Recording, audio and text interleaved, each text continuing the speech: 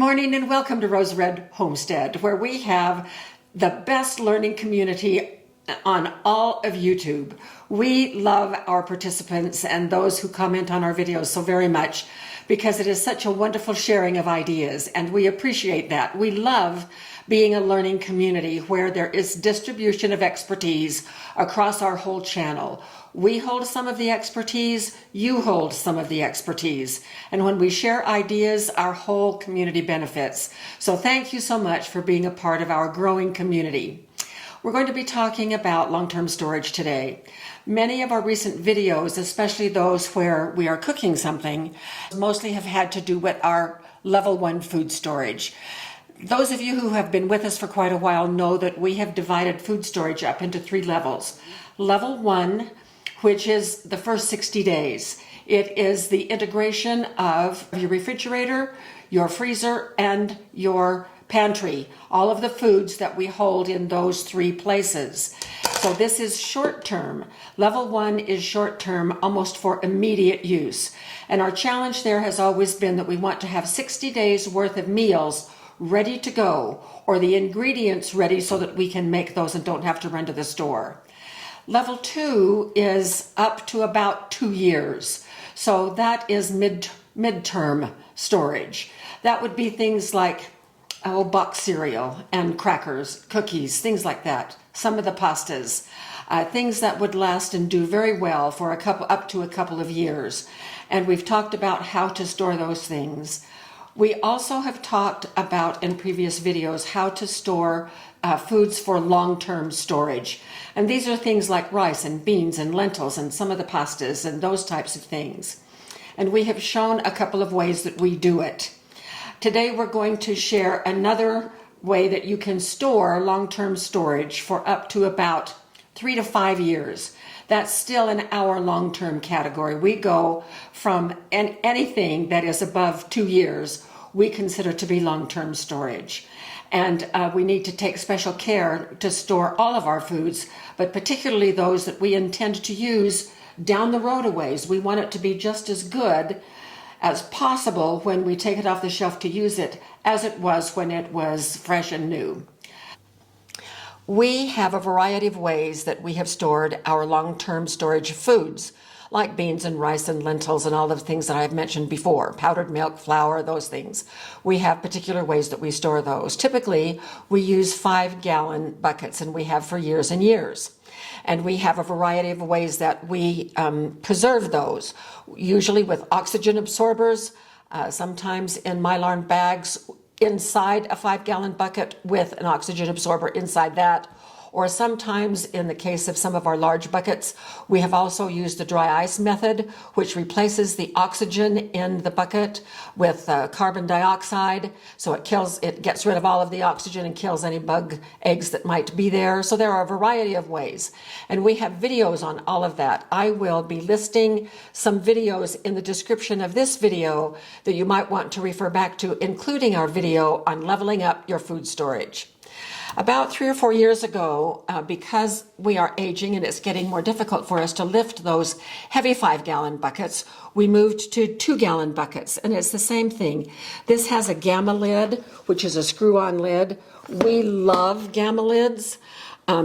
This used to be full to the top. When it was full to the top, we had an oxygen absorber in there that absorbed all the extra oxygen, but we have used this to refill our pantry containers. These are our pantry containers. We have probably about 35 of them in a combination between our pantry here and our cabinets over under the window that we have shown you before. So this is what we call part of our pantry storage. These are not, they do not have oxygen absorbers in them because I go through them so fast. I would have to be replacing oxygen absorbers all the time, and they're probably not perfectly airtight anyway. So we're fine having these in the house with no oxygen absorbers. Another thing that we have done occasionally is that we have used food-safe plastic jars to store some things in with an oxygen absorber. Now, we know that this is a food-safe jar because the recycling symbol on the bottom of this jar is a number 1 PET. It is also called PETE, PET or PEAT, and it is the number 1 symbol. And this you know as the recycling symbol. Anything that is marked with a number 1 is food safe. You know that that plastic container is safe to reuse for food storage if you choose. I prefer, when it is a number 1, that it is the more sturdy type of plastic. Now, I mentioned at the beginning that one of the things that I really like in our food storage, that I like to have in our food storage organization, is uniformity. 5-gallon buckets, those are all uniform. We can stack those on top of each other and side by side and make maximum use of the space that we have available. The same thing with these 2-gallon buckets. This is kind of an odd man out. I think I have 2 or 3 of these that I've collected over the years, and they don't really fit in with the organization. They just sit by themselves on the shelf, and it isn't uniform. Now, for me, the uniformity is not necessarily aesthetic, although it probably could be. But what I like is that when we have a whole lot of the same size of container, it just makes it easier to organize out in our food storage. Now, another container that we really have not considered in our own food storage, but probably is a fabulous idea for many of you, is smaller size bottles. This is a 1-liter soda bottle. So if you have someone, a neighbor, or perhaps a family member, I'm stopping the grin here, someone that you might know who drinks soda, and in 1-liter containers, these are also PET number 1s. And it is hard to find these. They usually, this one, I'm rubbing my finger over it right now. It's just a little embossed, tiny, tiny, tiny little triangle with a 1 in the middle. We had to get our magnifying glass out so that we could see it, but we finally located it. They're not on the label. They sometimes have a recycling symbol elsewhere, like these have a recycling symbol on the lid. It just means that you can recycle this, but it doesn't have the category. It doesn't have the number 1. That number 1 is stamped right down here on this little bump. So these are uniform. They would look very nice aesthetically stacked together, but they could be a very, very convenient size. And for those of you that are just starting out with your food storage and you buy a 5-pound bag of rice, you don't want to leave that rice in the bag that it came in. You want to repackage it. And a good way to repackage it would be to put it in 1-liter jars like this. And so we're going to demonstrate by putting some of our pantry supplies in these jars so that you can see how we would do it. And so these are uniform and would take up a nice organized space. A lot of people have all kinds of odd-shaped jars, sizes, tall, fat, skinny, and they use those in their food storage. So knowing that you can use the PET 1 jars opens up a whole new area for many of us in order to start our food storage. So what types of foods do we want to store in jars like this? First of all, they have to fit through the lid, so they can't be very big. So this would hold beans. We're gonna fill one up with beans here in just a minute. Some pastas would not fit in these and do very well in it. I would not store a pasta in these. But what I have out here is rice and wheat and corn, and here are some beans, and then back here is some sugar. Now, sugar is a special case, and we're going to save that one till last to fill up, because I have a couple things to say about that. Now, if we are wanting these as part of our long-term storage, that means that we need to do something about the oxygen. Well, I have a couple of ways that I can vacuum seal things, but I can't vacuum seal these. I don't have any kind of an attachment that would fit something like this. And vacuum sealing removes, anywhere between 80% to 99%, depending on how strong of a suction your vacuum sealer has. It removes that much of the air, but it still leaves some present. And any air that is left in has 21% oxygen in it. And oxygen oxidizes food.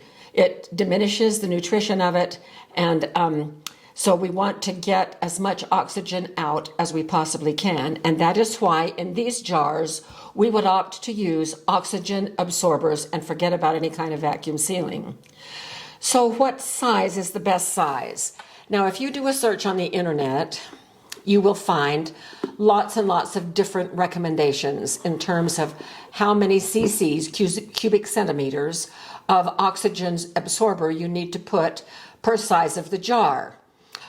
For a quart size, 1 liter is about the same size as a quart. Some people recommend 200 cc's, others recommend 300 cc's. So I have both sizes. Here are some 300 cc's right here. And in this little packet, I have 10 50 cc's. So I can put 4 of these down in the jar and have 200 cc's. Now, when you are making the decision, sometimes people make you feel that there is an exact number of cc's that you have to have. Well, it is variable, because how much oxygen do you think is left, or how much air do you think is left in this container? Rice grains fit together pretty well, but there's air all down through it. Now compare that to corn.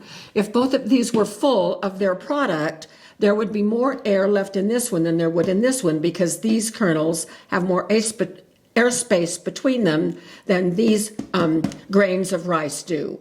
So you can just get a ballpark figure looking at the various research online between 200 and 300 and what you want. Now, you can underestimate, and if that is the case, then you might not have all of the oxygen absorbed. You can also overestimate. But if you overestimate, that's not a problem, because the packet will absorb all of the oxygen in there. And so what if it has some of the good stuff left inside the packet that would absorb more? That's fine. If it develops a little leak or somehow some air gets in, then you have that little bit of backup that it would still take care of when it got inside. So I debate between 200, 300, 200, 300, because it depends on who you look at, whether they say. What they say, a gallon is 800. Well, per quart, that would be 200, because this gallon contains 4 quarts, so that is 4 times. So 800 makes sense, and yet some people recommend 1,000. So it's a crapshoot out there. So we have to use our own brains. If something is very tightly packed, then we could probably go with a lower number. If something is more loosely packed, or if there's airspace on the top, then we would want to go the higher number to be sure everything is covered. So let's fill up some of these and just take a look at how we're going to do this. Anytime you are working with oxygen absorbers, you do not want to open the jar or open the packet until you are ready to use them, because they will start absorbing oxygen almost immediately and start using themselves up, and so we don't want that. So I'm going to just open this. Now I bought 500 cc's. That's what I paid for, and it came in little packets just like this. So this is 500 cc's, but it's 10 50s. I couldn't believe it, but it has come in handy for this video. So I have these little packets, and so here's 100, and here's 100. So I'm just going to drop those down in first, get those down on the bottom, and I'm going with 200. I'm going to put my funnel in place. Jim found this funnel out in the garage and cleaned it up for us so we could have an easy go of it today. And this is some of our white winter wheat that I'm going to be pouring into this jar.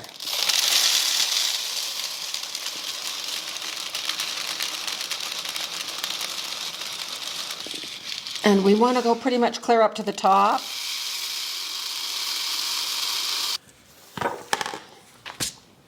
A year ago, we were having difficulty with our freeze dryer. The vacuum was leaking out. Air was getting out, and it was destroying, or air was getting in, and it was destroying the vacuum. And so we talked to Harvest Right and got a video for how to fix that, and one of the things that we learned in that video was to use plumber's tape to really ensure that there is no air getting back in. And so because of that, we use plumber's tape to fasten our jars. And I'm going to do it in two places. First of all, I'm going to wrap it around the threads. And plumber's tape sticks to itself. It's not a sticky tape. It just sticks to itself. So I'm going to run it around the threads. And I like this so much better than duct tape. And then I'm going to put the lid on. So see how that plumber's tape is going to work as the threads are covered. And now it should be really good. And now I am going to do the same thing to the outside. So I'm going to, now the lid meets the band right here. So I'm going to seal that.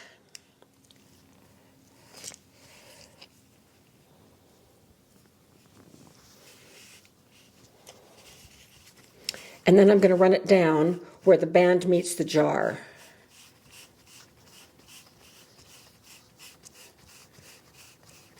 Like threading, like filling a bobbin on a sewing machine, up and down, up and down. Okay, so we now have, this is a sealed container. So there we have it. And this is white winter wheat. And then I can easily, with a marker, mark on this and put the date that I put it in here. And this is now ready to go on the shelf. So let's get some more ready to go. Okay, so we have done 4 of the 5 that we're going to do. We put the oxygen absorbers in the bottom of all of them, and don't they look pretty? These look really, really nice. And this would be a lovely size for a pantry. If you kept these in your pantry, you may not need to put oxygen absorbers in them if you're going to be rotating through them very quickly. But if you are going to store them for 3 to 5 years, longer than 2 years, I guess, for our level 3, the way we call it, then you would definitely want to seal them like this. So as you can see, the plumber's tape comes in different colors. I really wanted lavender and red, but Jim couldn't find those, but he did find a nice selection of colors to just show you. And then you can color mark things if you wish. You could have all your beans in white, all your rice in yellow, whatever you'd like to do. Now we come to sugar. Sugar is certainly a long-term storage food item, and it will store for years and years and years. The great thing about sugar is you really don't need to put any preservatives with it whatsoever. Certainly not an oxygen absorber. Never, ever use oxygen absorbers with sugars of any kind or other foods. Now, next week I'm going to be doing a video on vacuum sealing and oxygen absorbers. We did one about 4 years ago. It was very, very popular. Since that time, I've learned some new things I'm going to be sharing. So it's an updated version of what we need to know about using oxygen absorbers and vacuum sealing, and when to use one or the other or both, whatever you prefer. So now we are going to put some sugar into this for long-term storage with no oxygen absorber. So here we go.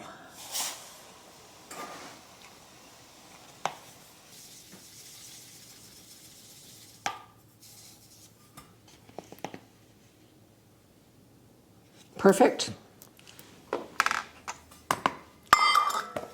And that's all there is to it. So next we're going to, what color shall I use? I think I will use blue. So I'm going to take the blue once again and wrap it around the threads. This is our first defense against any air getting back in this jar.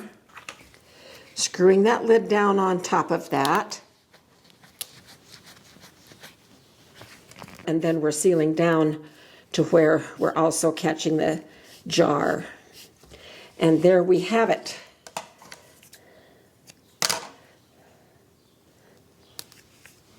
So 5 foods that can now go on our shelves where we keep our level 3 food storage. And these are such a nice size for that. And so perfect, especially if you're just starting out. You want to be able to see your results. Now, we also want to keep moisture out of the plastic, and the plumber's tape and the lid are barriers against moisture. We also want to keep them out of direct sunlight, out of the light. So put them in a dark place, and optimum temperature is 70 degrees, like we have that. I wish we had 70 degrees, but we don't. In the winter, we fight the cold. In the summer, we fight the heat, but we do the best we can with what we've got. And that's the best that any of us can ever say, is that we are doing the best with what we have available. So I hope that this was helpful to you. I hope that it piqued your curiosity, and that you will start looking at the possibility, if you are having a shortage of buckets and things to put your food storage in. You know, it is not cheap to do food storage. The buckets have gone up. The Gamma lids are almost as expensive, if not more so, than the buckets themselves. And so having something like these PET or peat recyclable, food-safe bottles that you can then figure out a way that you can make them airtight and use vacuum sealers is a fabulous way to increase our food storage, just using what we have or what we bring into the home. Just remember, don't use bottles that have strong smelling things. I wouldn't use plastic bottles that spaghetti sauce came in, that pickles came in. That sort of thing can be embedded in the plastic, and in turn it can transfer that smell and even that taste a little bit to whatever you have in the bottles. So remember next week to check out that video that we're going to be doing on vacuum sealing and oxygen absorbers. I think that will help as well. So thank you so much for being with us today for this idea. Let us know what you think, and let us know how you have used PET 1 or Peat 1 jars in your own home food storage. So we will see you very soon for more videos.